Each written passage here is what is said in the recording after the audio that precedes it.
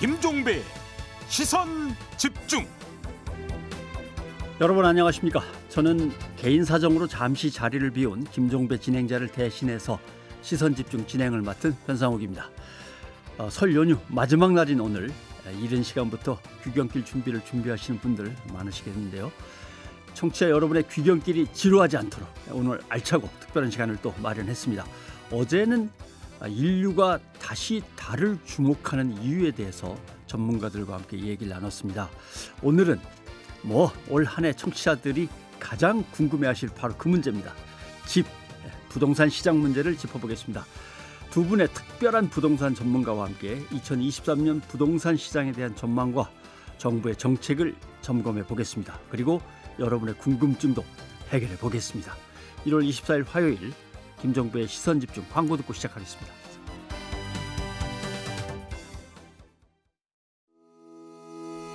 시선집중은 촌철님들의 다양한 목소리를 기다립니다. 짧은 건 50원, 긴 건 100원인 문자메시지 샵 8001번, 스마트 라디오 미니와 유튜브 라이브로도 시선집중과 함께하실 수 있습니다. 믿고 듣는 진품시사 김종배의 시선집중.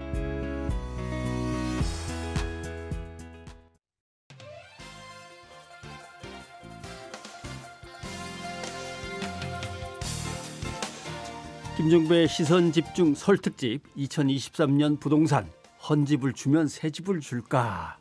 부동산 시장에 자타공인 최고 전문가 두 분을 모시고 함께합니다. 연세대 정경대학원의 한문도 금융부동산학과 교수님 나오셨고 목민경제정책연구소의 두성규 대표님 나오셨습니다. 두 분 어서 오십시오. 반갑습니다. 네, 안녕하세요. 이게 뭐부터 물어야 될까요? 부동산 하면 워낙 물어보고 싶고 궁금한 것들이 많은데 집을 언제쯤이면 사야 될까? 이런 궁금증이 제일 큰 것 같고 도대체 언제까지 떨어졌다가 언제쯤이면 다시 반등이 시작될까? 이런 것도 많이 궁금하신 것 같습니다. 그러면 일단 한문도 교수님부터 지금 부동산 시장은 이런 거다라고 좀 개괄적인 진단을 한번 해 주시죠. 지금 부동산 시장은 우리 청취자 여러분들도 잘 아시겠지만 이 코로나 때 이제 돈이 많이 풀려서 아시겠지만 돈이 많이 풀리면 이제 자산 가격이 올라가게 되거든요. 예. 근데 그 와중에 이제 공급 부족이라는 어떤 이슈들이 좀 등장을 했고 또 뭐 영끌이라는 단어들이 좀 부추기면서 가시효까지 좀 가시하게 됐죠. 그러니까 실제 상황보다 더 좀 수요가 덥다 보니까 폭등하는 사태가 벌어졌고 또 정부의 정책이 좀 명확하게 뭐 맞춤형 정책이라든지 뭐 이런 것이 아니라 전방위적으로 확실하게 가이드라인을 줬으면 좋았는데 계속 누적되다 보니까 이제 다 이어졌습니다. 예. 그리고 이제 여러분들이 아시게 금리를 미국이 올리기 전에 이미 대한민국의 그 부동산 거래량이 연말부터 그러니까 재작년 연말이죠. 작년에 연초부터 거래량이 줄기 시작합니다. 거래량이. 네. 예. 예를 들면 서울의 아파트 월 거래량이 한때 그 막 폭풍 시절에 15,000개까지 갔었는데요. 예. 지금 제가 말씀드린 시점부터는 이제 4,000대로 내려오기 시작하더니 아시는 바와 같이 작년 이제 하반기부터는 갑자기 1,000대로 줄기 시작하죠.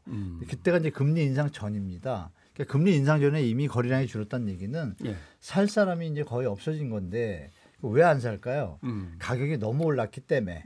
간단합니다. 그래서 가격이 너무 올랐으니까 사람들이 사는 사람이 줄게 됐고 그 와중에 이제 미국이 금리를 인상하는 바람에 부담이 더 늘어나겠죠. 그래서 주택을 매입하게 되면 대출을 대부분 받으시는 분들이 많은데 자기 생활하는 소득은 정해져 있고 예를 들어서 뭐 원리금을 계산해 가지고 한 150, 200을 예상했는데 이자가 오르고 금리가 오르면 그 예상을 벗어나거든요. 그럼 생활이 안 되다 보니까 지금처럼 급격하게 수요자들이 다 홀딩한 상태가 되다 보니 지금 이제 폭락이라는 단어까지 나올 정도인데 중요한 것은 이 전체적인 흐름이 우리의 자체 문제도 있고 집값이 너무 높았던 것 그리고 미국에서 금리를 올린 문제까지 가세하면서 지금 전반기죠. 작년에 하반기가 상당히 좀 우리 수요자분들 입장에서는 뭐 소유자 입장이나 무주택자 입장이나 와 이렇게 갑자기 급격하게 내려오나 하고 좀 의아할 정도로 많이 내려왔습니다. 알겠습니다. 중요한 건 이제 이게 이어질 거라는 것도 좀 미리 알고 계시는 게 좋을 것 같습니다. 예. 예. 일단 맥락과 구조적인 문제에 의한 것이다라는 이제 설명을 해주셨고, 자 그러면 저 목민경제정책연구소의 주성규 대표님은 어떻게 보십니까? 네, 지금 뭐 우리 한문도 교수가 잘 지적한 대로 그런 흐름으로 온 것 같습니다. 그런데 이제 제가 보기에는 이제 이전 정부에서 부동산 시장을 투기 세력들이 많이 이제 진입되어 있다 이런 측면에서 규제를 많이 이제 사실 만들어 설정을 해왔었고요. 예. 그런 부분들 속에서도 상당히 투자 심리 부분들은 굉장히 최상이었던 것 같습니다. 그러다 보니까 오랫동안 저금리 기조 하에서 충분히 자금을 동원할 수 있는 그런 환경 속에서 가격은 수급 상황에 대한 불안이 이제 겹쳐지다 보니까 가격이 많이 이제 올랐던 것은 맞는 것 같고요. 그럼에도 불구하고 이제 2022년도 작년이죠. 작년에 들어와서는 미국발 금리 인상 등의 어떤 영향으로 해서 우리 국내의 금리도 사실 금리가 올랐다는 게 중요한 게 아니라 단기간 내에 너무나 급등을 했습니다. 그러다 보니까 이 부분에 관련해서 주택을 매입하신 분들이나 혹은 자금을 동원해야 되는 분들의 이 금융 비용 자체가 지나치게 급격하게 증가하면서 그것으로 인해서 시장의 부동산 시장도 상당히 충격파를 받은 것 같은데요. 이것은 우리 국내 시장의 주택 가격이 전체적으로 약세로 전환되고 난 뒤에 이런 흐름 자체는 우리 꼭 국내만의 문제는 아니고요. 예. 지금 뭐 선진국 대부분이 같이 동시에 겪고 있는 거고 우리 하나의 그 가까이에 있는 중국의 경우에 있어서도 중국도 우리 국내 부동산 시장처럼 과열 증상을 보이다가 최근에 와서는 이제 폭락세에 어떤 직면한 그런 상황이다 보니까 중국 정부가 30조 원이라는 어떤 자금을 쏟아붓겠다는 어떤 발표도 지금 최근에 한 바가 있습니다. 자, 그런 측면처럼 지금 우리가 2022년도는 굉장히 가격 측면만 본다면 수급 상황의 그 상황들을 이제 차치하고 이 가격 측면만 본다면 가격이 굉장히 많이 내려갔습니다. 이제 그 부분을 제가 하나 좀 간단하게 좀 소개를 좀 드리고 싶은데요. 한국부동산원 자료에 의하면은 전체적으로 주택 가격 하락 자체가 뭐 퍼센테이지로 한다면은 아파트를 중심으로 볼 때 전국은 7.56%, 수도권은 9.68%, 그다음에 서울은 7.70%. 자, 이 이야기를 듣게 되면은 우리가 체감하는 부분에 대한 하락률과는 다소 조금 차이가 있는데요. 네. 이게 전체 통계를 하다 보니까 부동산원에서 그렇게 많이 이제 그 금액 수치상으로는 다소 조금 줄어든 것처럼 보이지만 이 수치 자체의 의미를 보더라도 2003년도 부동산원에서 통계를 산출한 이후에 가장 많이 하락한 그런 부분이라고 볼 수 있습니다. 그래서 심지어는 98년도에 우리가 IMF 외환위기 이후에 가장 큰 폭의 하락인 것으로 지금 우리가 수치상으로 이제 그렇게 보면 되고 있기 때문에 어쨌든 2022년은 굉장히 그 주택 가격의 정말 짧은 기간 내에 급락하는 그런 부분에 대한 충격파가 큰 한 해였다고 볼 수 있고요. 2003년에 들어오면서 이제 이 부분은 원래 들어왔습니다만 지금 설명절을 잘 보내신 분들은 많은 이야기를 했겠지만 1.3 대책이라고 해서 이번 윤석열 정부가 내놓은 대책의 효과가 있는 것인지 지금 3주째 약간의 온기를 보이고 있습니다. 네. 즉 하락폭이 조금 줄어들고 있는데요. 이런 부분들로 인해서 아직 단정적으로 얘기하기는 힘들지만 이 국내 부동산 시장에 있어서도 최악의 상황은 좀 벗어나고 있지 않느냐 이런 부분들에 대한 심리가 확산되고 있는 것이 현재 부동산 시장의 현주소다라고 알겠습니다. 말씀드릴 수 있습니다. 자, 지금 한문도 교수님 그리고 주성규 박사님 이제 큰 그림을 한번 얘기해 주셨는데 축조 심의를 좀 해봐야겠습니다. 근데 지금 집값 많이 떨어졌습니다라고 두 박사님은 얘기를 하셨지만 예. 아마 의견이 다르실 수 있습니다. 한참 더 떨어져야 될 걸. 한문도 박사님은 더 떨어질 걸, 더 떨어져야 될 걸 이렇게 보시는 쪽이십니까? 네. 어떻게 할까요? 보는 더 쪽이 떨어질까요? 아니라 일단 데이터와 그 수치로 다 나와 있습니다. 예. 여러분 뭐 주택 구입 부담 지수라는 게 여러 번 말씀드렸는데요. 우리가 집이 적던 많던 그 집을 살 수 있는 능력이 안 되면 못 사게 되잖아요. 그러니까 지금 제가 거래량이 아까 줄었다고 말씀드린 이유가 그건데요. 예. 주택 가격 부담 지수가 저번 분기 주택금융공사에서 발표를 하는데 그 수치가 214까지 올라갔는데요. 예. 이 노무현 정부 때 그 수치가 164였습니다. 그 당시도 미친 집값이었거든요. 164. 네, 근데 지금 214. 200을 심하게 더 넘었습니다. 올랐습니다. 예. 그때도 노무현 정부 때도 그게 비싸가지고 물론 이제 주택 가격이 그동안 쭉 내렸잖아요. 그런데 박근혜 정부 때를 더듬어 보면요, 그때 우리가 집값이 이제 좀 많이 내려왔다, 너무 내려왔다 이러고 느낄 때가 83.6입니다. 오. 그럼 지금 214하고 서울 아파트 예입니다. 예. 갭이 너무 크잖아요. 그 와중에 금리 인상이 겹쳤기 때문에 이 집값이 그러면 균형점을 찾아가야 되지 않겠습니까? 그래서 균형점을 제가 보니까 한 120 정도, 130 정도가 그나마 균형점인데 그게 어떤 수치를 의미하냐면 보통 중위 이제 평균 소득자들이 갖는 소득의 예. 한 25%에서 30% 정도를 집값의 원리금 상환에 투입하는 거예요. 이건 부담이 없잖아요. 예. 근데 지금 어느 수준이냐면 55% 수준까지 예, 그럼 왔습니다. 50% 이상을 지금은 넣어야만 네, 지금 수치상으로. 가능한 그러면 55%를 넣으면 어떻게 되냐? 55%에서 나머지 45% 갖고 생활을 해야 되는데 지금 물가가 또 오르잖아요. 예. 물가에서 그럼 보이지 않는 또 지출이 더 생기잖아요. 그럼 자녀를 키우는 분들은 학원비가 또 인상하잖아요. 그러니까 도저히 생활할 수 없는 수준이 되니까 그분들은 집을 사는 걸 포기할 수밖에 없죠. 그럼 결론은 뭐예요? 돈을 더 벌든지 아니면 집값이 이분들이 수요자들이 시장에서 집을 살 수 있는 수준까지 내려와 주든지 둘 중에 하나인데 그 수치를 볼 때는 지금 조금 더 내려와 단다는 게 저는 계산이 다 나왔고 원희룡 장관도 얘기하셨잖아요. 40% 정도까지는 본다. 이 얘기가 그냥 한 얘기가 아니라 떨어지는 칼날 어떻게 손으로 잡겠습니까? 그 얘기입니까? 그럼요. 그게 이제 말씀을 안 하셨지만 장관님이시나 보니까 연착륙을 원한다. 이게 이제 모든 뜻이 담겨 있어요. 그래서 우리 청취자분들이 거기까지는 수치상으로 이론상으로 가능하다. 그리고 이미 박근혜 정부 때 83을 찍었다는 거는 그걸로 계산하면 60% 내려간다는 얘기거든요. 예. 근데 그건 너무 과도하고 짧은 시간에 그러면은 지금 한 20-30% 내렸으니 10-20%는 추가적으로 하락할 가능성이 좀 있다. 이렇게 말씀드리겠습니다. 대충 2019년부터 따지면 집값이 막 몇십 %가 뛰었기 그렇죠. 때문에 네. 지금 말씀하신 대로 몇 % 내린 거 가지고는 네. 정상적인 자리로 가기에는 아직 더 내려가야 된다.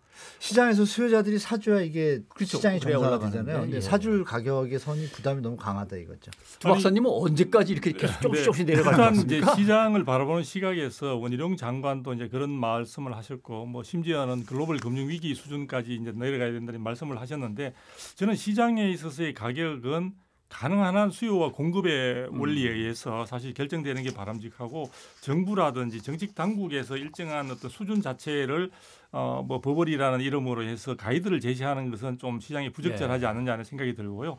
지금의 시장 상황은 저는 두 가지라고 보여집니다. 향후에 있어서 여러 가지 양극화되어 있는 국내 부동산 시장의 상황을 고려하게 되면 공급 상황이 어떻게 되느냐 하는 부분과 그다음에 지금 가장 직접적인 원인으로 이야기되고 있는 이제 금리 상황의 금리하고. 부분.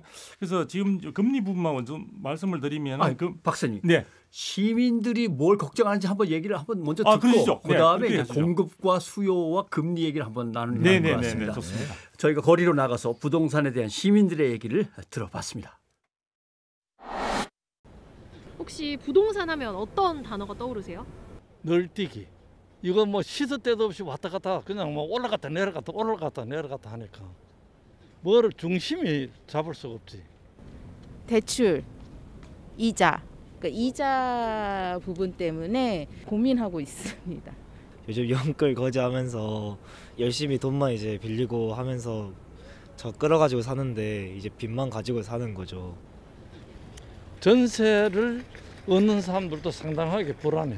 그게 지금 뭐 저 빌라 뭐 주거는 이 얘기 보통 해가지고 사기 뭐 전부 다 나오니까 야 이것을 진짜 전세를 얻어도 되는가 믿을 수가 있는가 저 일반 서민들 그걸 피한다는 것조차도 굉장히 힘든 거지.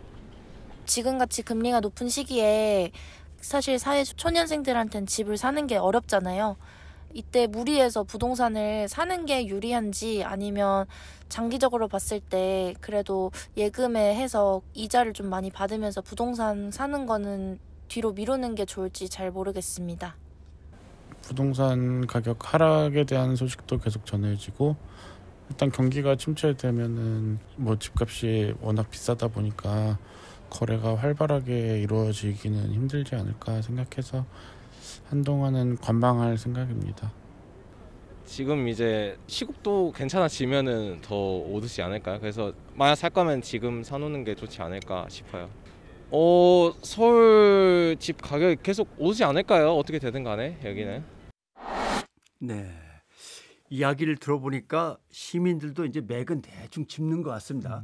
집값이 올랐다 내렸다의 문제가 아니라 결국 금리가 어떻게 움직이냐를 보고 금리가 하나의 어떤 키가 될 거라는 생각들을 많이 하시는 것 같은데 자 그럼 두 박사님 금리 얘기부터 그럼 다시 한번. 제가 이제 먼저 그 금리 이야기를 말씀드리기 전에 제가 생각하는 이제 부동산 시장에 제가 가격을 뭐 올라가기만을 기대하거나 그걸 갖다가 주장하는 사람은 아닙니다. 제가 생각하는 부동산 시장의 안정이라는 것은 이 주택 시장의 가격 자체가 사실은 물가 상승분 내에서 움직여주는 것이 가장 시장에 주는 만족감도 주고 안정감도 줄 수 있는 부분이 아닌가 이런 생각이 들고요. 그런 부분에서 저는 금리 주택 가격이 많이 올라가는 것도 문제고 많이 내려가는 것도 사실은 국민들에게 또는 주택을 가지신 분이나 가지지 않는 분들 모두에게 주는 고통이 저는 클 것이라고 봅니다. 그래서 그런 부분들을 정책 당국에서 이제 지향점, 정책 지향점으로 생각해야 될 것 같고요. 지금 우리가 가장 직면하고 있는 금리 인상 부분에 대한 향방이 앞으로 사실은 아까 뭐 어떤 분들은 집을 살 것을 약간 좀 보류하고 있겠다 혹은 뭐 적극적으로 검토를 해보겠다 이런 말씀을 하시는데 아마 현재 단기적으로 급등한 금리 인상의 어떤 동향 부분이 직접적으로 의사결정을 하는데 굉장히 중요할 것으로 보여집니다. 그런데 지금 이제 미국의 어떤 금리 인상 부분도 그동안의 어떤 그 금리가 굉장히 가파르게 올랐죠. 현재 지금 상단 부분이 4.5%로 되어 있는데 미국의 어떤 상당 그 목표 자체 금리 인상의 목표 자체가 물가 부분들에 대한 그 안정을 갖다가 먼저 목표로 하고 있다 보니까 최근의 움직임을 본다면 미국 쪽에서도 어느 정도 금리 인상 행진 자체를 마무리할 시점에 도달하지 않았냐라는 이야기들이 나오고 있습니다. 이 부분과 관련해서 지금 한국은행의 경우에 있어서도 이창용 총재의 언급들을 보게 되면은 한국은행의 금융통화위원회 자체 내에서도 금리 인상과 관련해서 현재 그 우리가 3.5%로 되어 있는 정책 금리를 현재 수준에서 크게 벗어나지 않는 선에서 어느 정도 금리 인상 부분도 좀 정리가 돼야 된다. 왜냐하면 이 부분이 금리를 자꾸 올릴 때는 물가 안정에는 도움이 될 수 있지만 한편으로서는 경기를 침체시키는 굉장히 다른 그렇죠. 독보적인 요소들이 예. 있기 때문에 그래서 그런 측면에서 본다면 전체적인 한미의 금리의 부분과 관련된 동향에서 올 연말이 정도에 가서는 어느 정도 이 금리 부분에 대한 상황이 반전될 수도 있다는 지금 미국 쪽에서는 오히려 새로운 어떤 그 경기 부양이나 이런 부분들 그런 부분들을 위해서 자칫하면은 금리 부분들이 하락으로 전환될 수도 있다는 측면들이 있기 때문에 예를 들어 금리 시장에 대한 부분들을 계속해서 지속적으로 상향 부분에만 너무 어떤 그 방점을 두고 의사결정을 하는 건 대단히 잘못된 오류를 범할 수 있고요. 그다음에 하락 부분도 지나치게 앞당겨서 생각하는 건 어려운데 하나의 중요한 점은 금리 인상이 그동안 주었던 어떤 불확실성 이런 부분들은 상당 부분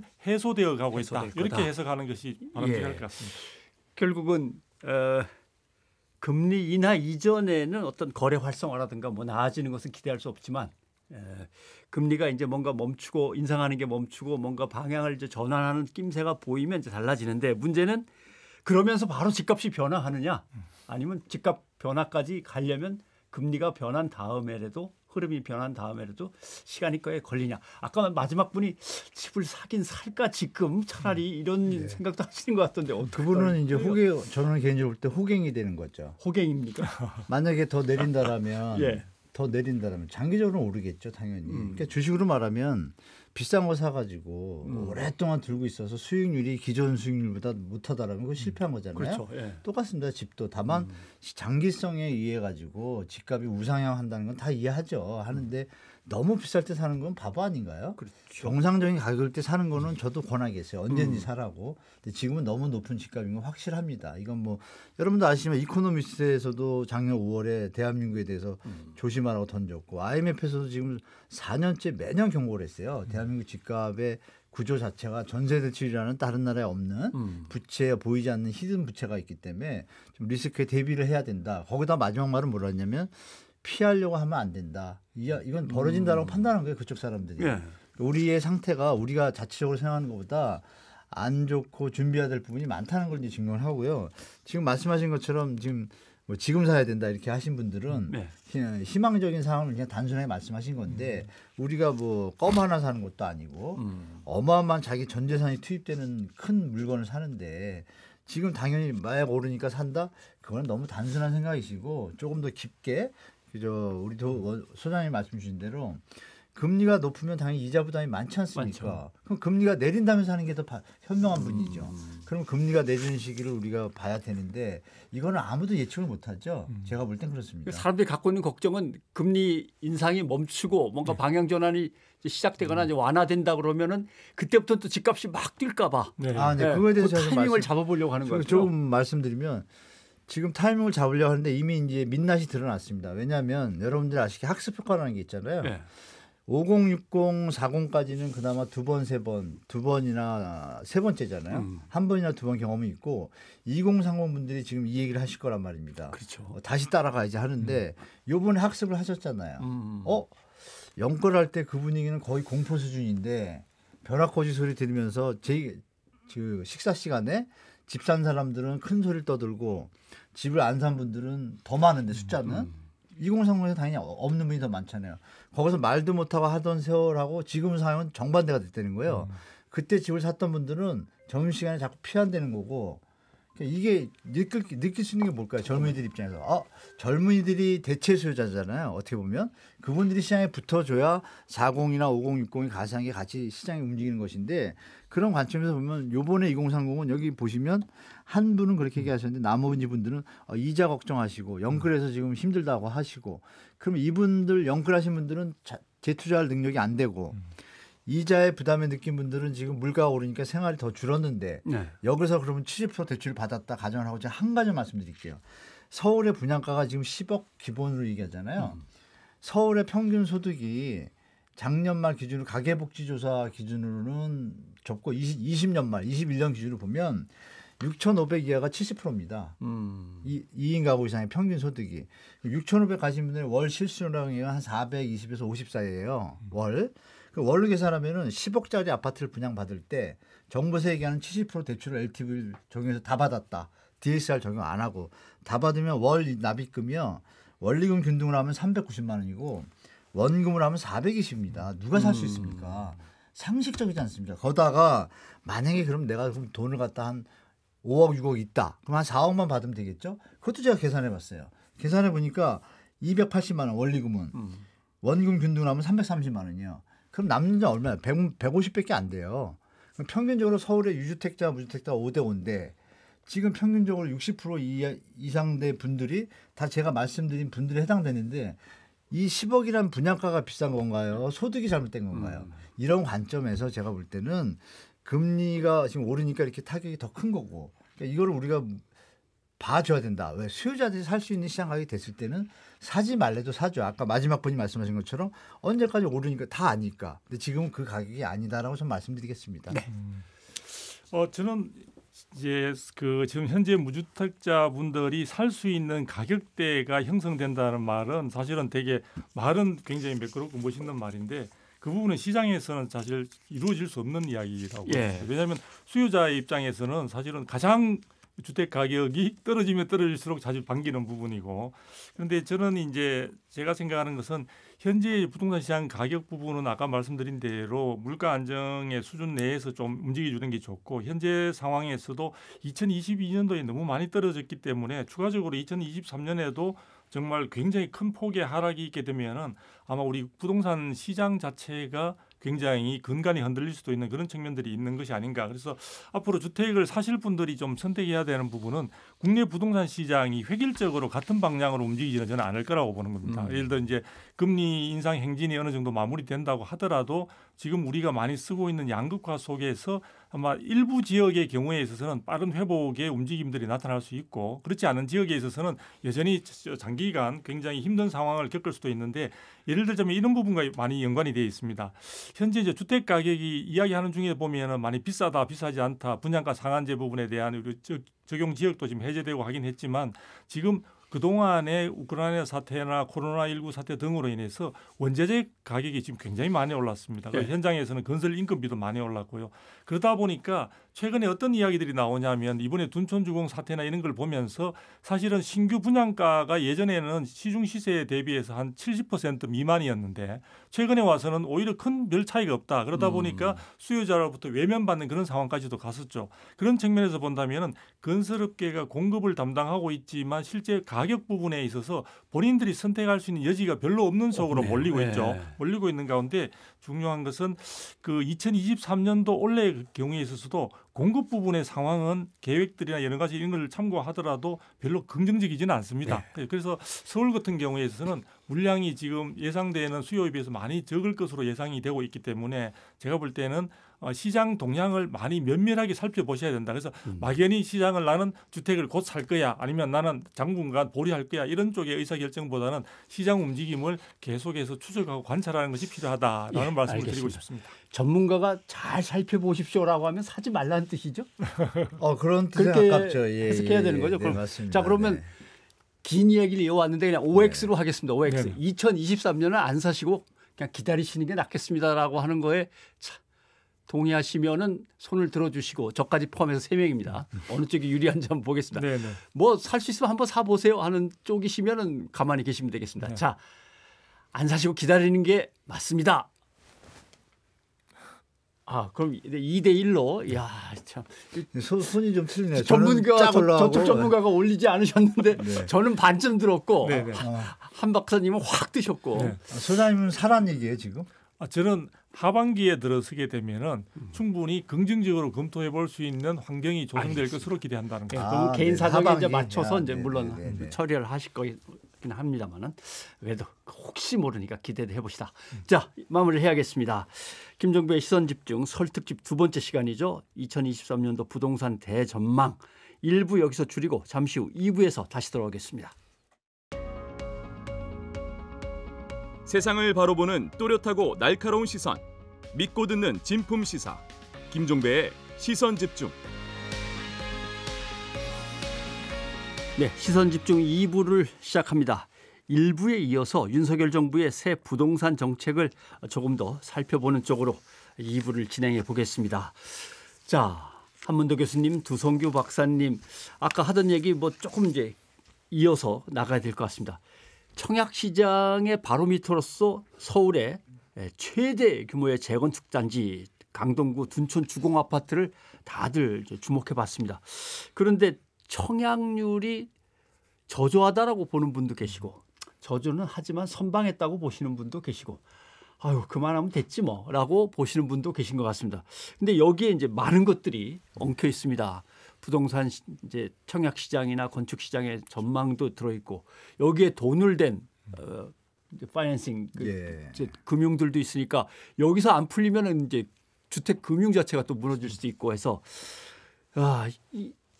보시기에 이번 청약 결과는 어느 정도라고 보십니까? 상당히 저조하다고 봅니다. 저는 지금 결과론적으로 말씀드리면 지금도 우리가 얘기를 하고 있잖아요. 지금 암만 주택 가격이 하락한다고 해서 강남 4구면은 사실 최고의 입지인데 어떻게 보면 그럼에도 분양가가 조금 높았던 건 사실이지만 뭐 아까 어느 소비자 시청자가 얘기한 것처럼 우상향하는 장기성을 본다라면 이 성적은 사실 저조합니다. 게다가 정부에서 또 많은 대책을 풀어주셨잖아요. 그러니까 만약에 투기성이 있다라면 미래의 입주 시점에 만약에 주택 가격이 오를 거라고 예상된다라면 이 청약률이 이거보다 높았겠죠. 그러니까 이런 부분에서 우리가 이번에는 실거주자가 대부분 많았다. 그러니까 분양가가 높다라는 얘기가 또 많았잖아요. 시중에서. 그 결과론적으로 보면 이게 차후에 차기 현장들에 좀 고민을 안겨줄 것 같습니다. 이게 분양가를 시민들이나 수요자들이 어떤 원하는 수준이 지금 다시 한번 조정을 해야 되지 않을까. 차후 현장들은 뭐 그렇게 저는 보고 있습니다. 네. 근데 이런 식으로 이제 수도권 공급을 쭉 지켜보면서 그동안 우리가 갖고 있던 이제 어떤 나름대로 확실한 전설은 아닙니다만 확실한 원칙 같은 거. 서울, 수도권에서도 특히 서울에다가 집 사면 실패할 리는 없다. 워낙 공급이 모자라기 때문에 뭐 이런 것들. 사람들은 다 서울에 집 갖고 싶어 하는데 집이 뭐 서울에 얼마나 있냐. 또 집 지을 땅도 이제 얼마 없다. 근데 둔촌을 바라보시면서 이 원칙은 계속 유지가 되겠습니까? 원칙은 유지되는데 둔촌 주공 같은 경우에는 참 사실은 여러 지금 조합원들도 지금 아마 많은 방송을 듣고 계실 수도 있는데 굉장히 좀 안타까운 현장이라고 볼 수 있죠. 당분 이래 최대 단지라는 아마 이런 단지가 다시 나오기는 힘들 것으로 보여지고요. 그런 측면에서 주목을 많이 받았는데 이제 분양가 상한제 적용 과정에서 굉장히 상처가 많은 그런 현장이라고 볼 수 있고요. 근데 때마침 분양하는 시점에서 여러 가지 이제 시장 상황이 가격도 이제 하락하는 그런 분위기 속에 심리적인 위축도 상당히 컸던 그런 분위기 속에서 나온 결론이라고 보여집니다. 그래서 청약률 자체가 기대 수준에 정말 많이 못 미쳤죠. 아까 우리 한문도 교수님 말씀하셨습니다만 그 3.5대 1 정도 평균 정도에 불과했으니까요. 당초에 기대했던 이 현장이 가지고 있었던 상징적인 의미를 생각하면 대단히 저조했다. 그런데 더 중요한 것은 실질적으로 청약률보다는 계약률이라고 볼 수 있는데요. 계약률. 예, 실질적으로 이제 청약에서 당첨이 되신 분들이 실질적인 분양 계약서에 이제 사인을 하느냐 하는 부분인데 그 부분과 관련해서 우리 업계에서는 대부분 80% 이상이 되어야만이 계약률이 80% 이상이 넘어야만이 아주 성공적인 분양의 어떤 결론으로 우리 이야기를 할 수 있는데 지금 이쪽에서 자체적으로 얼마나 계약률이 이루어졌느냐에 대해서 밝히고 있지 않습니다. 그래서 지금 많은 언론에서도 굉장히 취재를 하고 있습니다만 그 부분이 밝히고 있지 않은 상태에서 많은 물량들이 예비 당첨자의 추첨을 거쳐서 아마 3월경에 이제 아마 무순위 청약으로 이어질 것으로 보는데 지금 추정하고 있기로는 한 70%에 불과하다. 즉 이 단지가 가지고 있던 상징성이나 어떤 세간의 어떤 관심을 고려해서 본다면은 부동산 시장의 심리적인 부분들의 위축이 상당히 많이 반영이 되었고요. 안타까운 점은 분양가가 어쨌든 이 단지는 단지 나름대로의 여러 가지 사정이 있었겠지만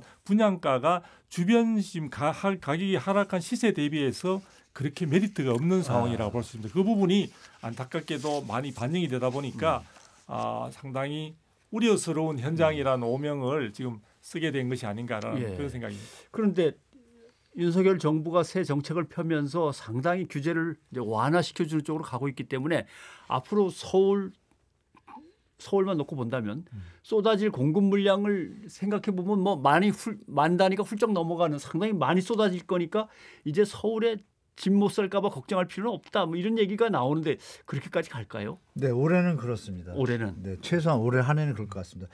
강남이 지금 입주 물량이 24,447가구거든요. 반포를 비롯해서 강남 3구, 4구까지. 네. 네.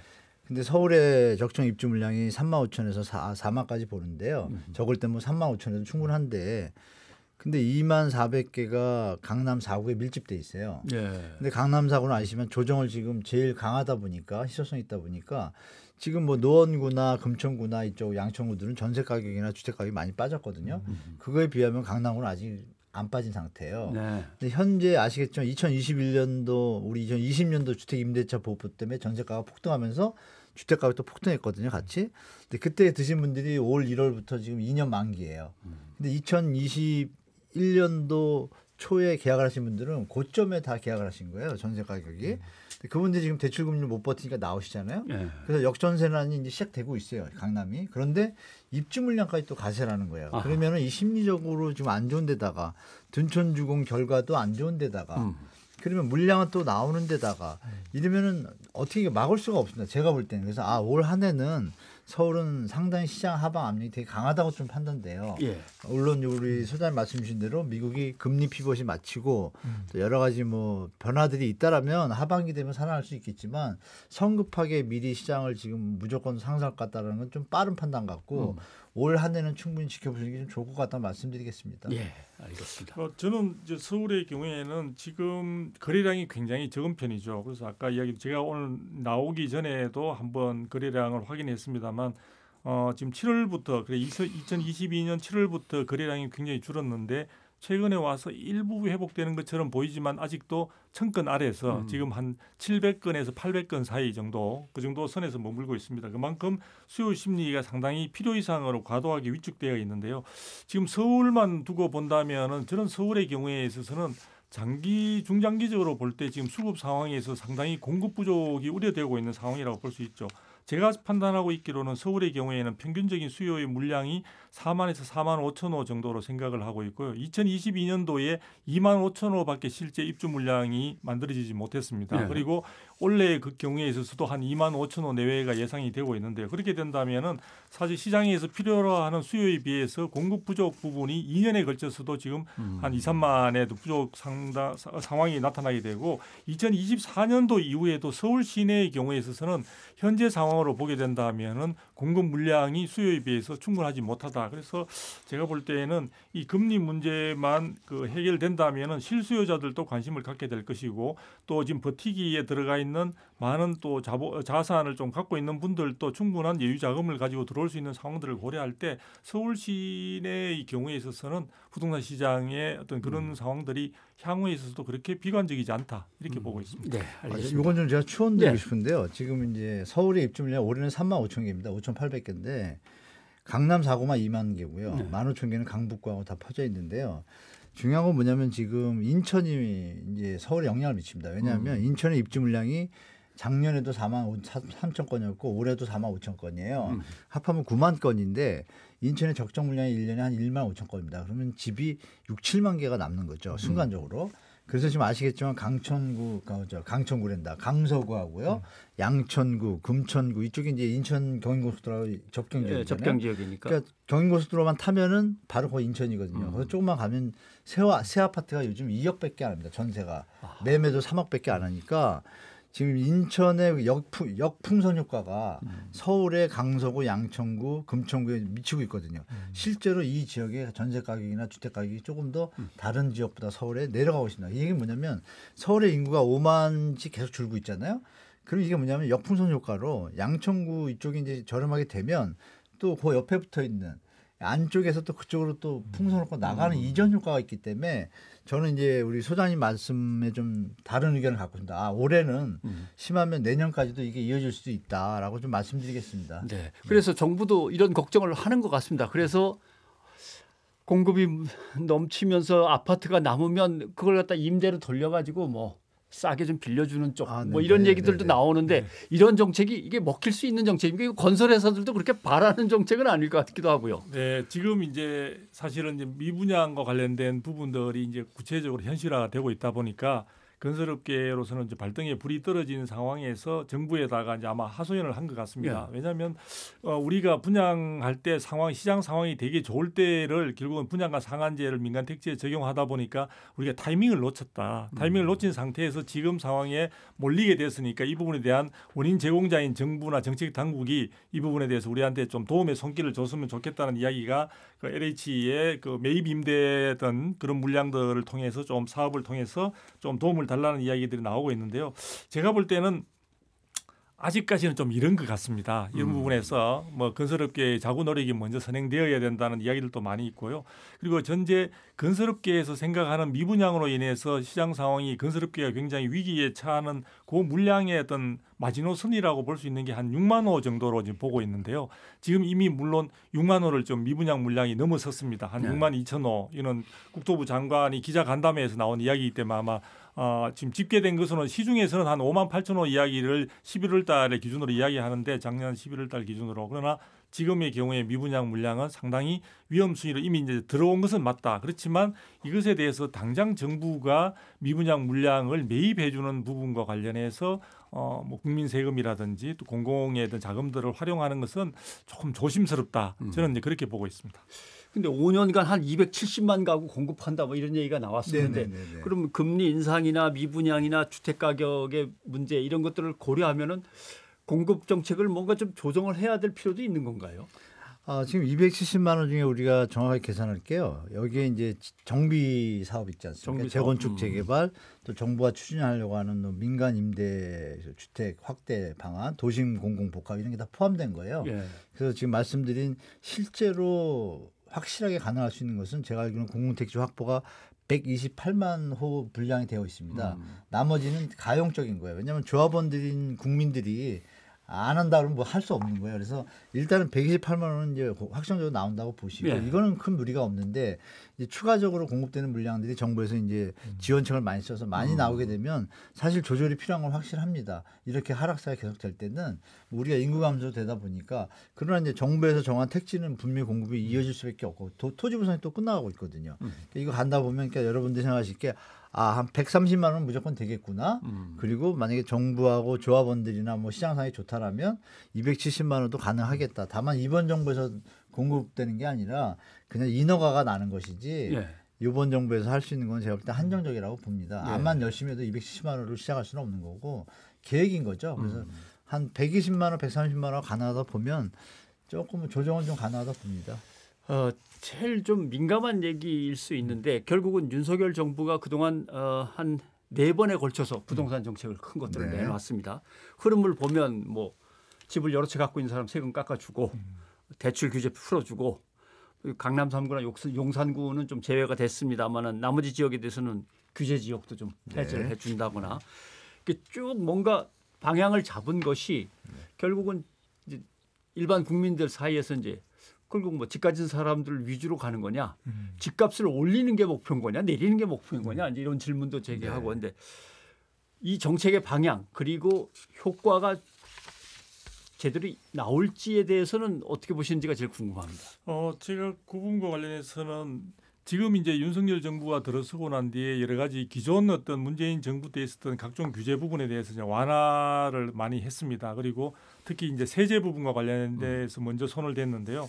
그 부분은 최근에 이제 OECD 회원국들 가운데 국민들이 부동산 관련 세금 부담률이 전 세계 1위에 등극을 했습니다. 그 정도로 우리가 국민들의 부담이 큰 상태에서 그런 부분들의 부담을 들어주는 그런 정책들을 폈습니다. 그럼에도 불구하고 시장 상황이 금리 인상의 영향이 되게 크다 보니까 그다음에 이제 공급 부분에 대한 아까 270만 원 이야기를 했는데 제가 볼 때에는 정책의 어떤 추진과 관련해서 순서가 좀 뒤바뀐 것 같습니다. 저는 시장 안정을 위해서 규제를 완화하는 쪽을 먼저 이야기를 하고 지금 당장의 수급 부분에 대한 문제가 있는 것은 아니기 때문에 270만 원 공급 자체는 여야가 지난 대선 과정에서 모두가 공감했던 부분들이기 때문에 공급은 해야 됐습니다만 그는 중장기적 측면에서 조금 바라봤던 것이 낫지 않을까 이런 생각이 들고요.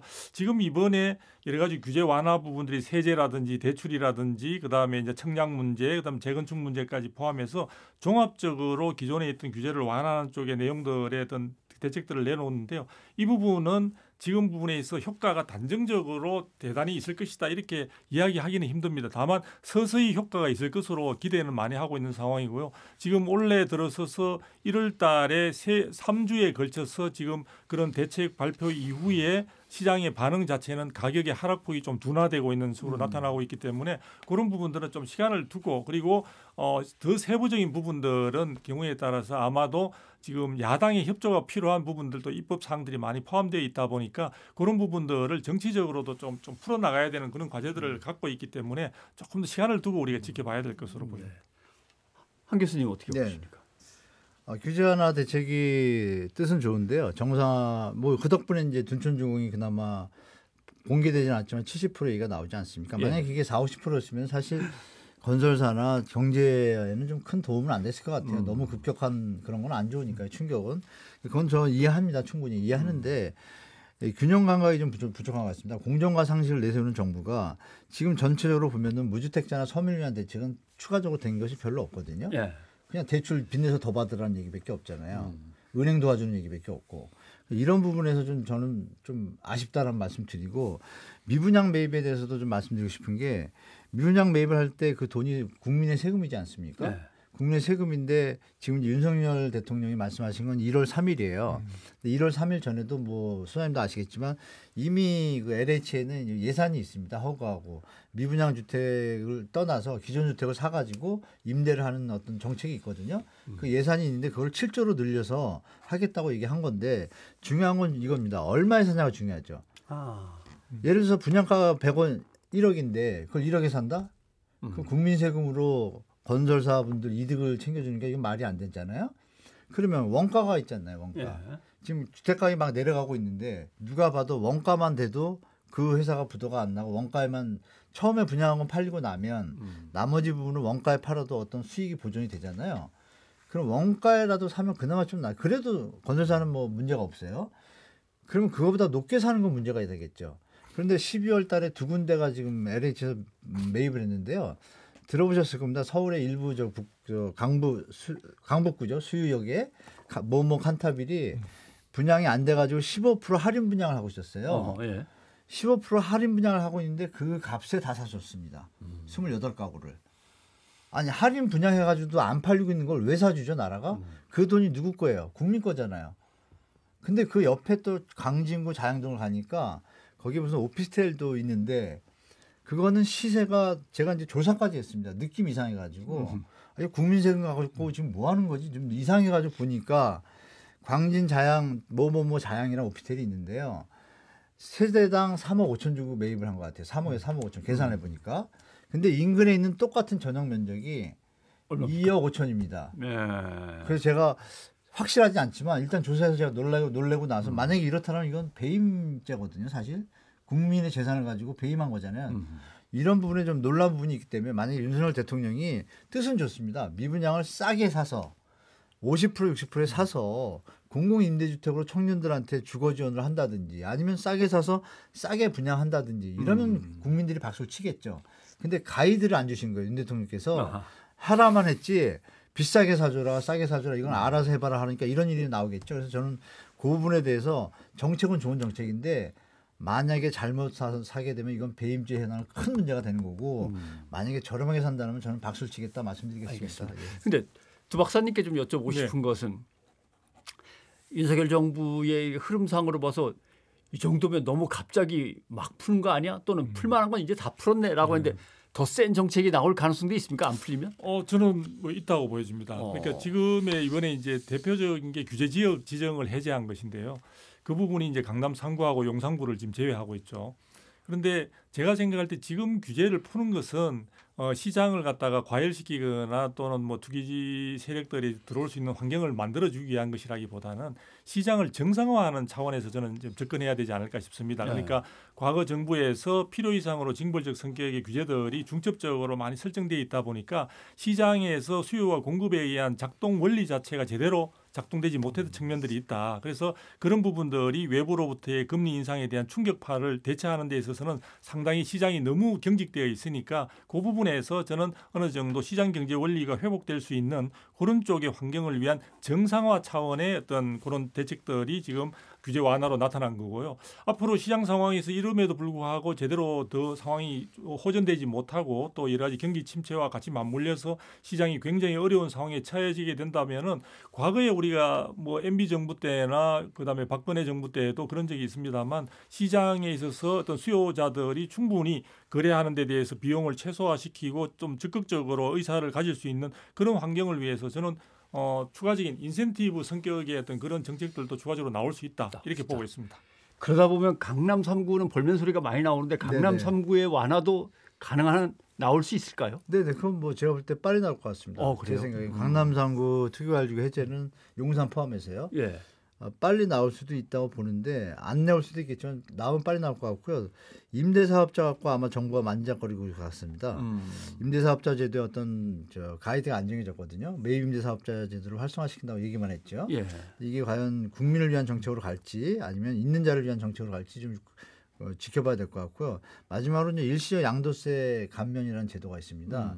양도세 한시적 몇 년도부터 몇 년도부터 사면 그거는 세금 안 난다. 뭐 이런 제도가 있는데 이건 아주 경제가 어려울 때 쓸 수 있는 급처방이거든요. 예. 자산가들이 좀 매입을 해서 건설사 미분양분들을 매입해서 자산 유동성을 좀 확보해주는 그런 차원의 공익적인 요소인데 이 패턴을 보면은 원칙과 공정과 상식을 내세운 정부의 어떤 정상화 정책인 건 맞는 것 같은데 여기에 틈틈이 이상한 찌끄레기들이 붙어 있습니다.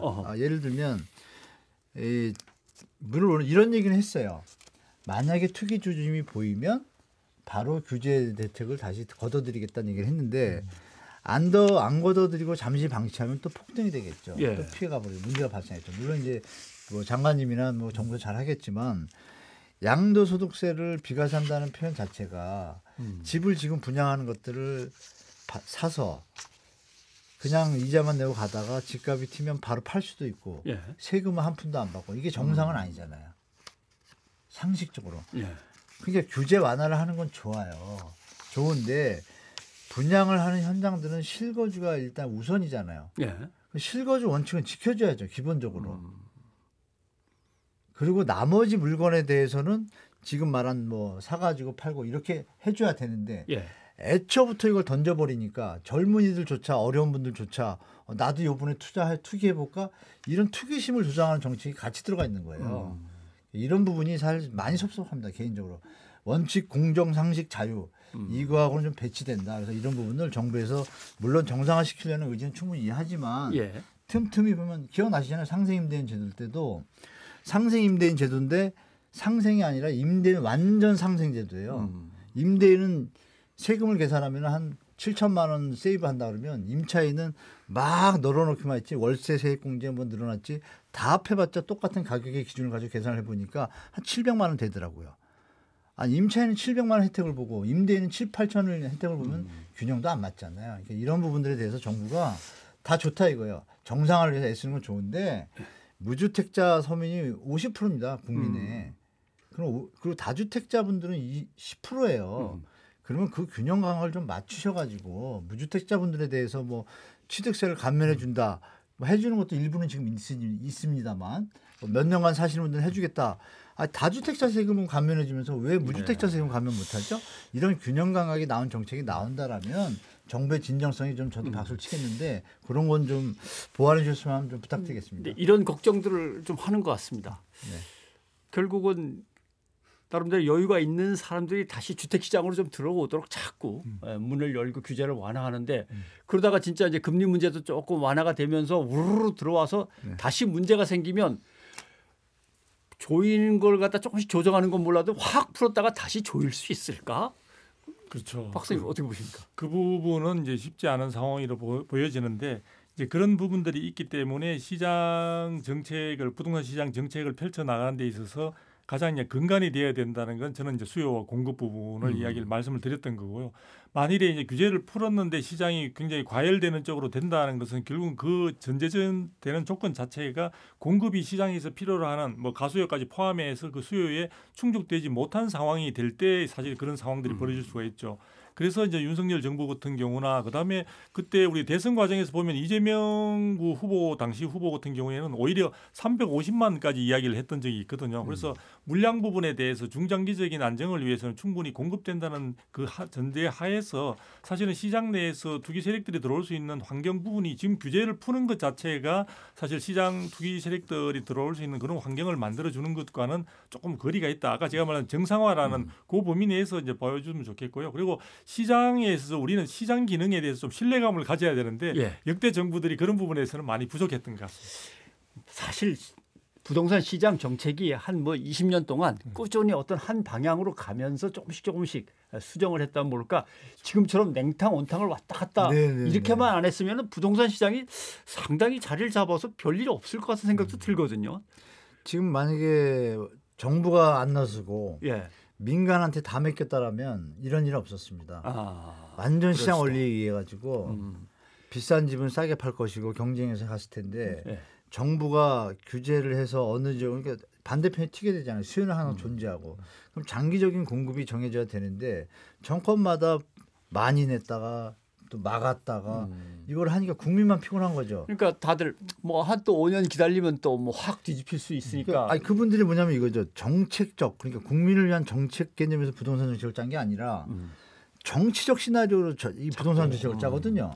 뭐 어디 신도시 뭐 표받고 이러다 보니까 이게 국민들이 피곤한 거라고 저는 보고 있습니다. 자, 김종배의 시선집중 설특집 2023년 부동산 대전망 2부는 이제 여기서 줄이고 잠시 후 3부에서 다시 뵙겠습니다. 3부에서는 집 없는 사람들 얘기를 좀 해봐야겠습니다.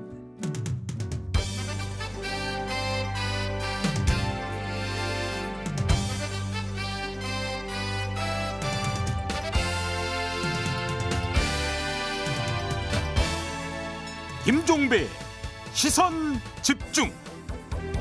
김종배의 시선집중 설특집 2023년 부동산 대전망 헌집 주면 새집 줄까 3부의 문을 열겠습니다. 저는 어제에 이어서 오늘 설특집 진행을 맡고 있는 변상욱 기자입니다. 지금 이 자리에는 연세대 한문도 교수님 그리고 목민경제정책연구소의 주성규 대표 두 분이 나와 계십니다. 뭐 부동산 집값 뭐 공급 이런 얘기 하다 보니까 집을 갖고 있는 사람과 집을 살 수 있는 사람들 얘기를 많이 한 것 같아서 무주택자 얘기를 좀 해봐야 될 것 같습니다. 뭐 집 없는 서른 뭐 지금도 여전하니까요. 무주택자에 대한 대책은 지금 어떤 것들이 있고 이 정도면 되는 건지에 대해서 좀 큰 그림을 한번 얘기를 해주시죠. 무주택자에 대한 대책이 이제 특례 보금자리론 지금 뭐 좀 나왔고 그 대출 한도 뭐 조금 늘려줬는데요. 금리가 높다 보면 그건 좀 의미가 없게 되는 거고. 일단 요즘 뭐 전세 이쪽 부분들의 무주택자분들이 좀 문제들이 많은데 원희룡 장관께서 뭐 많이 애를 쓰셔서 여러 가지 뭐 대책을 많이 던져준 건 좋습니다. 좋은데 그게 좀 한계가 있는 것 같아요. 예. 100% 맞게 어느 정도는 좀 방지하는 효과가 충분히 있다고 판단됩니다. 그런데 결정적인 것들이 좀 빠진 것 같아요. 그리고 또 그런 뉴스가 나오더라고요. 보증보험의 예산이 좀 고갈돼가지고 내년부터 뭐 안 할 수도 있다라는 또 이상한 뉴스가 나와가지고 이 무주택자를 우선적으로 해야 되는데 지금 집 가진 분들은 뭐 금리를 낮춰주면서까지 자금을 지원하는데 전세보증보험이 예산이 1조 2조가 없다고 이거를 못할 것도 같다라는 거에 대해서는 빨리 정부에서 좀 발표를 해줬으면 좋겠어요. 그렇지 않아도 불안한데 이런 것까지 없으면 정말 무주택자를 전혀 배려하지 않는 정부라는 오판을 받을 수도 있기 때문에 이건 좀 정부에 신경 썼으면 좋겠고요. 무주택자 중에 이제 전세 사기 문제가 터졌을 때 여러 가지 저도 이제 법적인 지식이 짧지만 사실 이거 법으로 미리 사전에 다 정해놨다라면 이런 문제가 전혀 없겠죠. 뭐 우리 소장님도 법학 박사 하시니까 잘 아시겠지만 법으로 정해주면 얘기 정리가 되는 것인데 이거를 너무 이제 빈 곳을 많이 노출시키다 보니 거기에다 이제 뭐 LH 사태를 비하하는 건 아니지만 LH 직원의 일부 아주 극히 일부 직원들의 권리를 너무 확대 해석해가지고 업자들한테 도움이 되는 행태의 어떤 업무들이 진행되는 게 좀 보여요. 이러다 보니까 거기서 또 발생하는 문제들도 있고 그러니까 결론적으로 마지막으로 공인중개사 공인중개사분들은 2030 세대들이 이 집을 샀을 때 무슨 일이 터질지 보이지 않습니까 사실. 그러면 공인중개사분들이 만약에 이런 일이 터졌을 때 자꾸 어느 분이 했는데 그분이 뭐 10개가 그런 일이 터졌어요. 그건 좀 이상하잖아요. 그런 데에 대해서 페널티를 준다. 예를 들어서 뭐 3번 이상 그런 게 있으면 취소시킨다 그러면 자기 자식 같은 마음으로 그런 일이 안 벌어질 수 있도록 아니면 집주인의 상태를 본인이 확인해서 알려주겠죠. 진짜 그 고객을 위한다라면 그런 페널티 조항들이 없다 보니까 이번에 그 공인중개사 협회에서도 자정의 목소리로 우리가 뭐 한다 그랬는데 그거 페널티가 없잖아요. 그냥 액션만 하고 립서비스니까 제가 볼 땐 우리 법학 박사님도 계시지만 다시 부탁드리는 게 법조인분들이 이 부분들은 사실 1박 2일만 연구하면 얘기 저는 끝났다고 보거든요. 법으로 그냥 전세 가격은 시장 논리고 뭐고 법에 나와 있잖아요. 헌법에. 개인의 재산은 공익을 위하여 일정 부분 제한할 수 있다라고 돼 있잖아요. 그럼 전세 가격은 무조건 시세의 60%에서 70% 못 받게 하면 어떻게 될까요? 법으로. 무슨 문제가 있죠? 문제가 있죠. 어떤 문제가 있나요? 자유재산권? 법학 박사님의 그런 거를 여러 가지 문제가 있지만 그걸 잘 한다라면 최대한 좀 막지 않을까. 무주택자들의 어떤 서름을 좀 해소할 수 있다고 좀 봅니다. 기본적으로 지금 제가 아까 이제 우리 매매 시장을 중심으로 이야기가 나누어져 왔는데요. 저는 정책 당국에서 일단 개입하는 부분은 저는 보안 차원에서 개입하는 것은 모르겠지만 적극적으로 들어가서 특히 가격을 어떤 설정하는 가이드라인을 제시한다든지 그렇게 하는 것은 시장의 어떤 기능 자체를 갖다가 불신하는 것을 전제로 하고 있고 또 시장 기능을 마비시키는 그런 부작용들이 오히려 더 크기 때문에 그는 조금 제가 볼 때는 좀 조심스럽다는 생각이 들고요.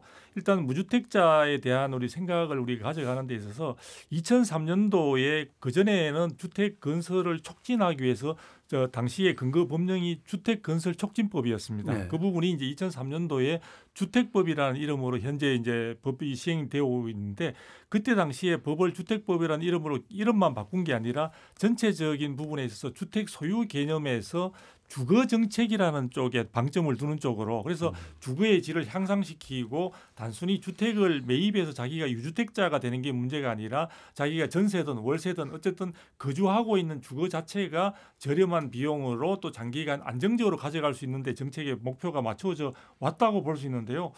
이전 정부에서 어떻게 하다 보니까 주택 가격이 너무 급등하면서 모든 사람의 마음이 내가 아까 우리 한문도 소장님께서 교수님께서 말씀을 하셨습니다만 벼락거지의 어떤 그런 이야기들이 횡행할 정도로 굉장히 주택 보유에 대한 어떤 욕망들을 굉장히 끌어올리는 그런 어떤 중간에 상황들이 전개됐던 것 같습니다. 그래서 제가 볼 때는 무주택자에 대해서 지금 또 여러 가지 아까 지금 뭐 특례 보금자리론이나 이런 식의 주택을 구입하기 위한 자금을 가능한 한 어떻게 해줄까 이런 쪽에 포인트를 두기보다는 무주택자가 선택을 할 수 있도록 주택을 구입하려고 하는 경우에는 비용 부담을 최소화시켜주는 쪽으로 하고 그렇지 않은 경우에는 현재의 전세나 월세 등 임대차 시장의 안정을 통해서 자기가 마음 편안하게 주택을 거주하는 동안에 실제 거주할 수 있도록 해줘야 되는데 그 현재의 그 경우에 있어서는 기존의 어떤 임대차 3법의 2022년도 7월달에 개정을 통해서 그게 또 너무 지나치게 그 들어가다 보니까 개입을 많이 하다 보니까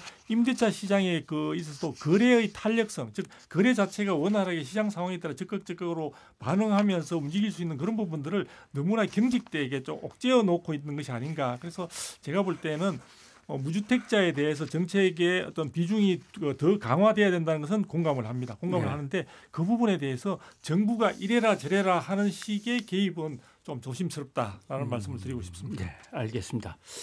자, 그런데 지금 얘기가 나왔습니다마는 깡통 전세 문제, 또 전세 사기 문제, 이제 좀 실생활에 좀 확 더 다가가서 얘기를 하자면. 전세 사기 문제는 지금 다들 좀 집 없는 사람들이 이제 막 전세 집을 구하기 위해서 옮겨 다니는 사람들은 이거 공포스럽습니다. 깡통 전세에 또 전세 사기를 당할 수도 있다고 하니까요. 이 얘기를 좀 해봐야 될 것 같습니다. 어떻게 하면 안 당하는지, 왜 이런 일이 생기는지 이제 이 문제입니다. 일단은 주택 가격이 폭등하는 시기에는 이 일이 비일비재했습니다. 이번에만 일어난 것이 아니고 예전에 다 일어났었고. 또 주택 가격이 이제 내려가기 시작하면 이제 이렇게 사고들이 터지는 거죠. 그러니까 주택 가격이 오를 때는 전세 가격이 같이 폭등하게 되고 특히 이제 전세 대출 제도가 좀 문제가 있었습니다. 예전에는 그나마 지금은 전세 보증보험이 생겨서 그렇지만 그전에는 대출만 해주고 보증금도 안 해줬거든요. 그러니까 가격을 갖다 들쑥날쑥 빌라, 예를 들면 빌라 기본적이잖아요. 수익을 원하는 대상들이 공급하는 주체들이 마음을 먹고 사기를 치려고 그러면 그걸 젊은이들이 당할 수가 없습니다. 예를 들면 이거죠. 시세가 1억인 빌라가 있는데 대출이 2억이 돼요. 법에. 그러면 빌라 건축업자 입장에서는 2억 대출이 정부에서 되니 2억 받아야겠다. 근데 그거는 매매 시세의 90% 이런 기준이 있다 보니 그러면 옆에 하나 거래를 시키자. 가짜로. 3억짜리 거래시키자. 거래시키면 어떻게 돼요? 기준시가 3억이 되죠. 시세는 2억인데 원래. 3억이니까 2억 5천까지 대출이 되잖아요. 그럼 이걸 가지고 작업을 하는 겁니다. 이런 일들이 비일비재한 것은 또 다시 아까 정부가 관여하면 안 된다는데 이런 것 때문에 제가 관여라는 얘기예요. 정부가 애초에 시세 기준을 주든지 시세 기준도 아직 표준화가 안 되는 우리나라에서는 그러면 아까처럼 일치적으로 막아줘야죠. 이런 것들이 필요하고 그러니까 결론적으로는 정부가 의지가 있다라면 이건 막았다고 봐요. 저는 개인적으로 다시 말씀드리지만 시장 논리고 뭐 그거는 차후적인 겁니다. 시장 논리가 세상을 어지럽게 하고 젊은이들을 피해자를 양산하고 한다면 그건 잘못된 시장이잖아요. 그럼 그것부터 시정하고 나서 다시 이제 시장의 논리대로 접해주는 게 순서라고 저는 봅니다. 그래서 저는 이걸 막을 수 있는 길은 사실 정부밖에 없다고 저는 말씀드리겠습니다. 주성기 박사님. 이거는 막아야 된다. 정부가 개입해야 된다는 것은 이거는 맞습니다. 맞는데 이건 왜냐하면은요. 이거는 단순히 임대차 시장에서 나타나는 어떤 기형적인 하나의 단순한 모습이 아니라 이는 범죄라고 볼 수 있습니다. 범죄라고 볼 수 있고요. 상대적으로 또 저렴하게 많은 서민들이 접근할 수 있는 빌라라는 즉 아파트나 이런 고급 주거 형태가 아니라 빌라의 경우에 있어서 사실은 특히 신축 빌라를 중심으로 해서 건축주라든지 중개 브로커라든지 바지 사장까지 겸해지면서 이 사람들의 전체에서 이루어지는 집단적인 형태의 어떤 범죄다라고 하기 때문에 이 부분에 대해서는 형사범으로서의 측면에 있어서 저는 당연히 들어가야 되고요. 다만 이번에 이제 여러 가지 피해를 입게 된 구조적인 부분들을 보게 되면은 실질적으로 전체적인 시세 부분에 대한 하락기에 이 부분들에 대한 여러 가지 피해 유형들이 많이 구체적으로 등장하게 되는데요. 신규 세입자를 확보할 수 없는 점들이 굉장히 큰 의미로서 다가오게 되고 또 하나의 측면들은 실질적으로 우리가 확정일자나 이런 것을 받더라도 선순위에 대해서 대항할 수 있으려면 선순위자가 권리자가 없으면은 상관이 없는데 문제는 확정일자를 통해서 자기가 최선순위로서 확보를 하고 있다 하더라도 국세 체납이라든지 이런 부분에 대해서는 나타나 있지 않는 상황에서 실질적으로 그쪽에 우선적인 어떤 부분에 대한 권리를 주는 상황이다 보니까 피해자들은 그걸 확정일자 등 자기 나름대로의 임대차 보호법상의 조치를 다 했음에도 불구하고 이런 범죄자들의 피해 속에 고스란히 노출되는 그런 문제가 있는 겁니다. 또 하나는 지금 이런 사람들이 대부분 이제 민간 임대 사업자라는 그런 형태를 띠고 있는데요. 이 부분과 관련해서 전세 보증금 반환과 관련해서 이 사람들로 하여금 보증보험에 가입하도록 하는데 이 과정에서 사실은 충분한 어떤 가입을 하지 않는다든지 또 가입하더라도 실질적으로 자기들의 어떤 허점들을 노출하지 않는 상황에서 저는 세입자들의 피해가 많이 컸다고 보여지고요. 궁극적으로는 이 전세 보증금 반환과 관련해서는 저는 사업자 즉 임대인이 아닌 임차인 세입자가 저는 좀 비용 부담을 하더라도 보증보험에 강제히 가입하도록 해가지고 그 보증보험의 가입과 전세 계약의 체결이 동시에 이루어지도록 한다면은 향후에 있어서 저는 이런 부분에 대해 피해를 최소화시킬 수 있지 않을까라는 생각을 해보고 있습니다. 한 교수님, 이 정부가 내놓은 피해 구제나 재발 방지 대책 지금 나오고 있는 얘기들에 대해서는 어떻게 평가하십니까? 긍정적으로 봅니다. 그나마 제가 말씀드린 원천적인 거는 안 하고 있지만 그러니까 대출을 줄이면 사고가 덜 나겠죠. 일단 그 전세 대출 제도를 아예 없다고 가정할게요. 그러면 전세 가격이 다운되겠죠. 그럼 시세하고 갭이 멀어지면 사고가 나더라도 피해가 최소화되겠죠. 그러니까 그럼에도 불구하고 그 원천적인 거를 아직 못 되고 있지만 지금 던진 대책들은 지금 소장님 말씀 주신 것처럼 국세에 대해서 이번에 좋은 정책 하나 나왔더라고요. 1,000만 원 이상 넣으면 무조건 열람할 수 있게. 그렇죠. 이런 건 참 좋아요. 근데 그런 걸 미리 예전에 할 수 있던 거를 왜 지금 할까요? 그만큼 정치인들이 자기 표만 생각하고 국민들을 진정을 생각하지 않는다는 반증이라고 생각해요. 그나마 이번 정부에서 사고가 터져서 사후 약방문이 아니라 이번에 그나마 도움이 된 것 같아요. 됐는데 다시 말씀드리지만 더 깊이 들어가서 대출의 한도라든지 가이드라든지 공인중개사의 페널티를 둔다라면 더 사고를 거의 줄일 수 있다고 저는 보고 있기 때문에 정부께서 좀 더 신경 써준다면 좀 감사하겠습니다. 알겠습니다. 일단 정부가 대책들을 갖다가 이렇게 마련해 달라고 하는 전문가들의 얘기가 있었습니다. 당장 집을 구하시는 분들은 이것저것 살펴봐서 자기가 할 수 있는 조치들은 다 충분히 하시고 확인해 볼 것들 다 확인하시고 이것들은 뭐 이제 요새는 온라인에 들어가면 다 설명은 잘 돼 있으니까 꼭 확인하셔야 될 것 같습니다. 귀찮다거나 아니면 집주인한테 조금 밀려가지고 그럼 좋은 게 좋은 거라고 이렇게 물러나지 마시고 꼼꼼하게 잘 좀 챙겨보셔야 될 것 같습니다. 자, 이번에는 시민들이 궁금해하는 점을 한번 직접 들어보고 한번 답을 주시는 그런 시간을 가져야 될 것 같습니다. 한번 들어보시죠. 이제 조정 지역에 서울에서 2-3개 구 빼고는 다 해제됐다고 들었는데 아무래도 그 3개 구는 워낙 부동산이 비쌌던 지역이니까 좀 부담스러운데요.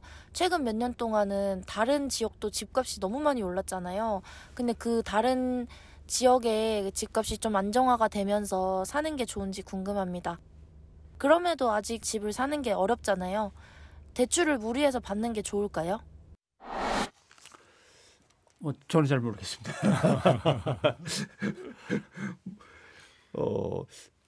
질문이 좀 쉽지는 않은데 어떻게 보십니까? 일단 무리해서 사는 건 좋지 않습니다. 일단 무리라는 단어를 우리가 더듬으면 이치가 없다는 얘기잖아요. 무리 뭐 그런 뜻으로도 해석할 수 있는데 정확한지 모르겠지만 그러니까 이치가 상황이 좀 안 좋을 때 무리하다고 그러잖아요. 합당하지 않을 때. 그러니까 무리할 필요는 없고 전제에서 무리하지 않는 상태에서 제가 드릴 말씀은 무리하지 않는 상태에서 어느 정도 집값이 많이 내려왔다. 그리고 자기가 아까 말씀드렸던 소득의 한 30% 정도 대출 이자를 부담할 수 있는 수준의 집이다. 이럴 때는 매수하셔도 큰 부담이 없습니다. 지금이라도. 근데 많이 내려왔을 때. 근데 덜 내려왔는데 부담도 되고 이런 거는 하시면 안 되겠죠. 부담도 피하셔야 되고 더 내려올 때까지 조금 보시는 것도 좋은 방법이라고 말씀드리겠습니다. 아직은 보수적으로 좀 신중하게. 자, 다음 컷도 한번 들어보죠. 전세를 얻는다고 하더라도 거기에 따른 어떤 여러 가지 증빙이 있을 거 아니에요. 그걸 뭐 이렇게 확인하고 조사하기가 상당히 힘들거든. 그러니까 그 사기치는 사람들이야 아주 고도의 그런 연구를 해가지고 하는 사람들이니까 서민들이 어떻게 알아요? 전세 얻기가 힘들어요. 사실은 뭐 이것저것 한번 따져보고 살펴보려고 해도 일반인들이 속이려고 작정한 사람 따라갈 수가 있겠느냐라고 하는 건데 어떤 것들을 꼭 이렇게 확인해야 될지는 한번 좀 예시를 해주시는 게 좋을 것 같습니다. 네, 지금 사실은 여러 가지 그 한중에 이제 우리 공인중개사의 도움을 받고 있고요. 그럼에도 불구하고 여러 가지 이제 의도적으로 범죄의 고의를 가지고 하는 경우를 완전히 이제 피해 나갈 수는 없는데 어쨌든 공인중개사 분들께서 전문적인 식견과 그다음에 여러 가지 이론 등을 통해서 도움을 많이 주셔야 되고요. 그 다음에 해당되는 당사자들께서는 기본적으로 이제 등기부 열람이라든지 경우에 따라서는 그 해당되는 부분에 이제 국세와 관련된 체납 여부도 확인할 수 있다고 하니까 그런 부분들이 바뀐 어떤 여러 가지 정책이나 제도 등을 분명히 확인하셔가지고 예. 보다 발품을 또 많이 파셔야 됩니다. 그냥 예. 앉아서 당연히 믿고 하는 거래는 세상에 사실은 선한 모든 중개 거래인은 없습니다. 그래서 그런 부분들을 잘 꼼꼼히 챙겨보는 것이 중요하지 않을까 싶습니다. 대개 전세보증금이 이 정도라고 하면 그 집의 시세가 얼마인데를 이제 살펴보는데 그럼요. 몇 퍼센트 정도까지가 그래도 안전한 겁니까? 이 정도는 그래도 돼야지. 시세 부분은 제가 볼 70, 때는 80은 되나요? 그런 심하니까. 부분들에 우리가 전세가율이라고 해서 어느 정도 그 지역마다 다르기 때문에 예. 단정적으로 말씀드리기는 힘든데 대부분 한 70 정도, 80 정도로 볼 수 있는데요. 중요한 것은 한 곳에 가서 그 시세를 갖다가 공인중개사한테 확인해서는 절대로 되지 않고요. 그 주변에 있어서 인근 중개업소를 적어도 저는 3군데 내지 4군데 정도를 충분히 확인하시고 그 부분에서 좀 여러 가지 다양한 정보들이 또 인터넷에 많이 올라와 있으니까요. 예. 그런 부분들의 노력은 반드시 필수적이라고 할 수 있습니다. 알겠습니다. 전세보증금, 반환보증 꼭 가입해야 되고 네. 뭐 또 국세, 지방세 밀린 거 없는지도 또 확인해야 되고 할 일은 참 많습니다. 자, 그럼 다음 사연도 한번 들어보죠. 제가 결혼해가지고 지금 와이프랑 같이 서울에서 출퇴근하고 있는데요.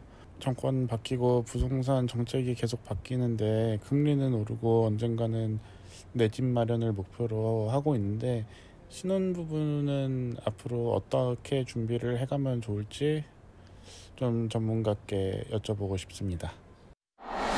지금 당장은 아니지만 이제 가족을 꾸렸습니다.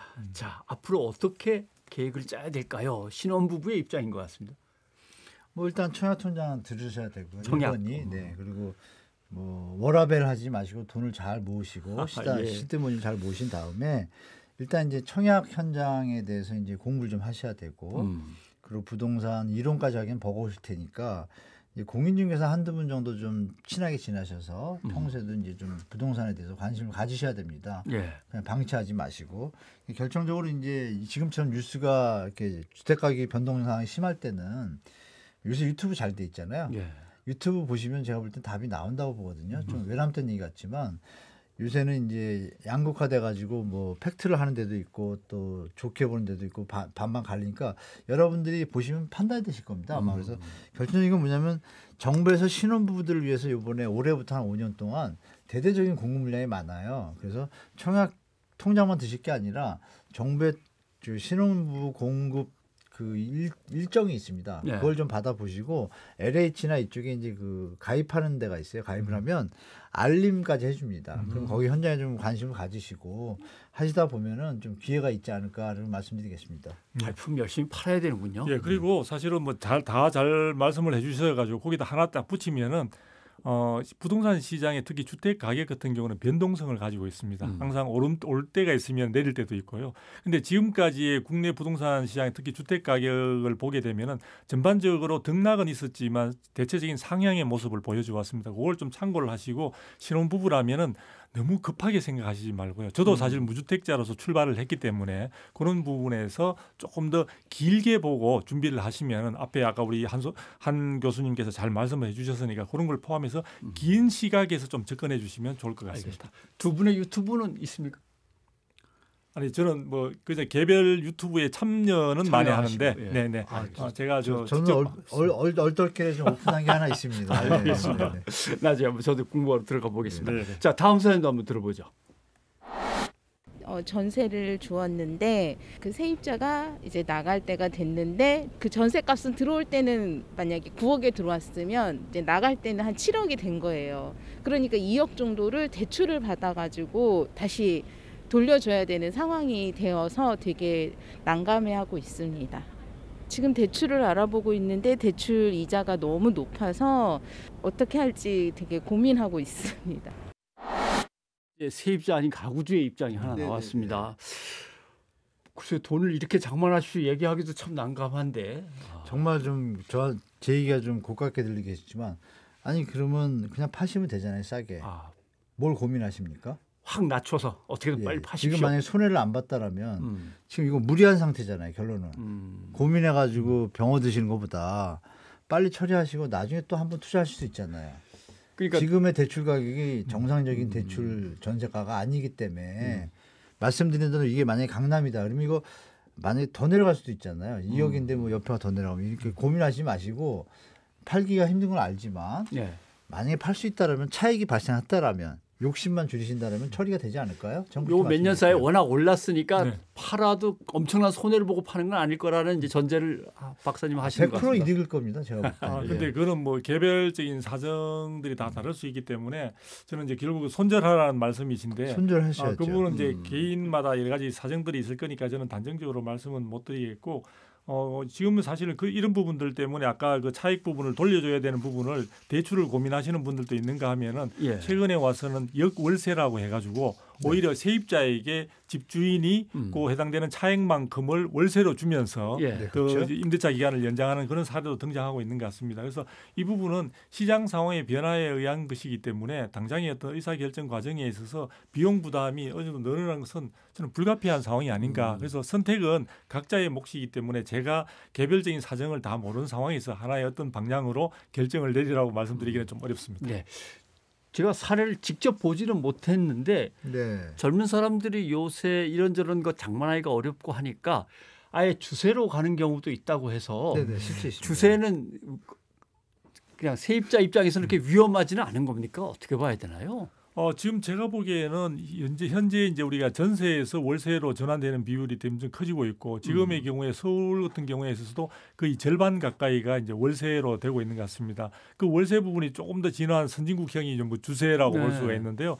우리나라의 경우에 있어서는 실질적으로 월급 형태로 샐러리가 주로 많이 결정되다 보니까 소득자들이 아마 주세로 내는 경우에 있어서는 생각보다 이게 적응이 잘 되지 않아 쉽지는 않을 것으로 보여집니다. 그리고 젊은 세대들이 주세를 선택하는 경우에 있어서 이것이 하나 결정 부분에서 중요한 사항은 뭐냐면 주세나 월세 등을 통해서 자기 소득 부분이 주거 비용으로 지출이 되어 버렸을 때는 그 부분은 적립되는 것이 아니기 때문에 또 네. 자산 부분에 대한 형성에 있어서는 다소 좀 선진국의 경우와 달리 우리는 조금 부담스러운 측면이 될 수도 있어서 미래에 대한 꿈을 좀 담보 잡힌다는 측면도 있기 때문에 저는 사정이 그렇다면은 제가 개인적인 제 친척이나 제 혈육이라면은 조금 그 부분은 피하라고 저는 이야기 드리고 싶습니다. 네. 네. 저는 주세는 뭐 요즘 들었는데요. 예. 뭐 일반적이거나 보편화된 건 아닙니다. 그건 그냥 무시하셔도 되고 주세는 특수한 경우입니다. 그래서 그건 좀 신경 안 쓰셔도 되고 그 말이 주세지 그 중간에 위탁 관리 회사가 있을 때 이게 가능한 거지 소유주들이 직접 이거 매주 못 합니다. 그래서 회사들이 임대를 재임대를 받거나 위탁해가지고 하는 관리하는 데서 뭐 숙박 개념과 뭐 이렇게 좀 혼조가 된 거기 때문에 이건 우리가 주택 시장에서 별로 취급할 가치가 없다고 보고요.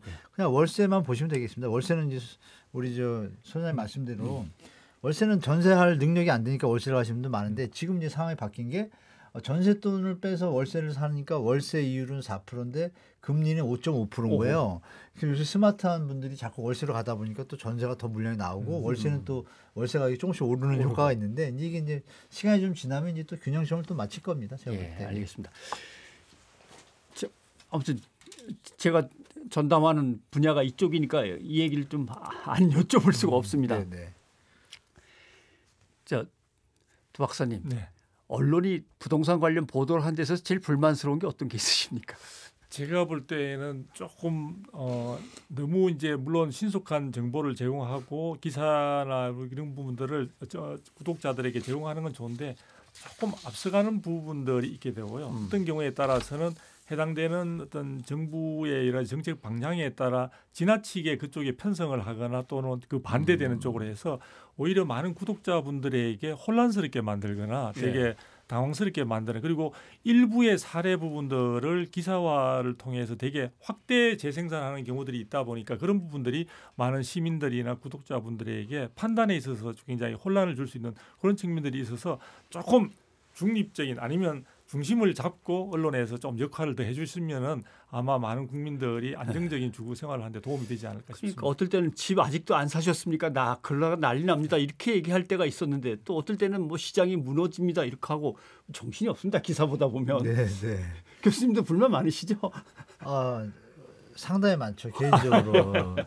그러니까 언론사분들이 사실 다 아시고 계심에도 불구하고 뭐 제가 방송에서 차마 말씀드릴 수 없는 어떤 여건들 때문에 뭐 그런 경우도 많다고 알고 있습니다. 예. 그래서 다시 말씀드리지만 언론도 참고하시고 제가 볼 때는 유튜브 보시는 게 제일 좋습니다. 지금 요즘 제가 볼 때는 유튜브가 팩트만 전달하거나 아니면 아예 사기꾼 둘 중에 하나거든요. 예.